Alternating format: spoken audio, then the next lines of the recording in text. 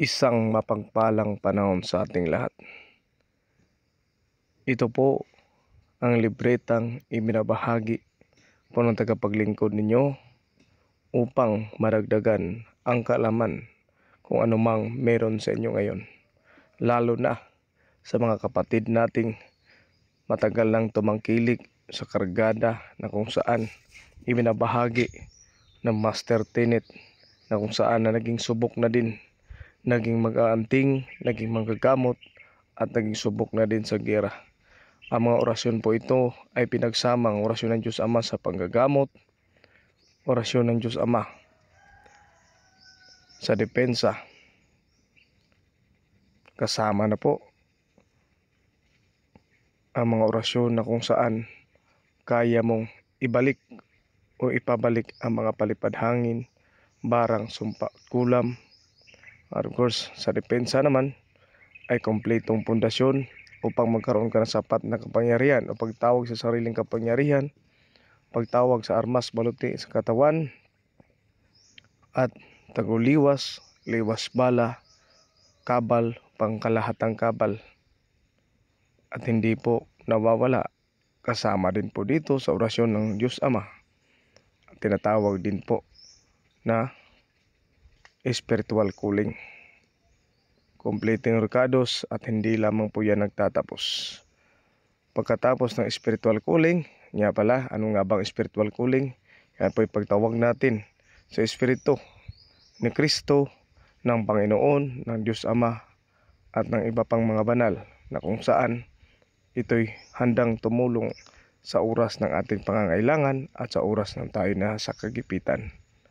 At sunod po nito ay ang verse 18 na kung saan niya po'y gamit sa ating mga kapatid na taga New Israel at mga kapatid nating Mogadista. Andiyan din po ang sikan 18. So naglalaman po yan ang pagbukas at pagsara ng kapangyarihan, mga silyo, pagtawag ng kapangyarihan ng Diyos Ama, ng arkanghel, ng mga anghel, ng mga santo, ng mga santa, at mga kinilala nating banal. Yan po ang nakalakip. Kasama na din po ang panggagamot dyan, kahit pabulag o kaya nalumpo. At ito naman po ang Aklat ng Agila, 1942 pa po yan isinulat. Yan po. So, yan po ang misteryo na kailangang itawag ang 15 orasyon at kasama na po dyan ang pagdidibusyon o pagdasal ng Ama namin, Ave Maria, sumasampalataya at luwalhati. Yan. Kung napapansin nyo, dyan din ang misteryo. Pagsuko na sumasampalataya hanggang sa ipinako sa krus ang Kristo sa Jerusalem, at kasama na din po yan pagtawag sa mga arkanghel. Andyan yan grabila kula, la kumpanya, yan po'y pagtawag naman kay Kristo. Yan din ang mga kahulugan ng tulad ng nasa verse 18. Yan po ay pagbukas at pagsara ng kapangyarihan, tumutulong sa oras ng kagipitan upang hindi masunog ang bahay, upang meron tayong sangay o abyan o mga gabay at iba pang maaaring makatulong sa atin. At dito din po sa Aklat ng Agila, ang lahat ng testamento, lalo na po sa sekreto ng Kristo, na meron siyang sinabi doon sa bayan ng Hudiyo o sa bayan ng Hudiyo o Judea, na kung saan sinabi niya ang isa sa banal na pangalan ng Amang May Kapal. At andito din po ang misteryo ng paglalang, at nakalakip din po dito kung ano ang pangalan ng Amang makapangyarihan na tinatawag na Santong Ngalan. At hindi po dyan nagtatapos. Marami pong nakalakip pang iwas ng mga tinatawag na pang iwas sa kapahamakan. Kagipitan ay tumutulong agad. At kasunod niyan ay ang Haring Bakal. So mayroon po itong 115 o 105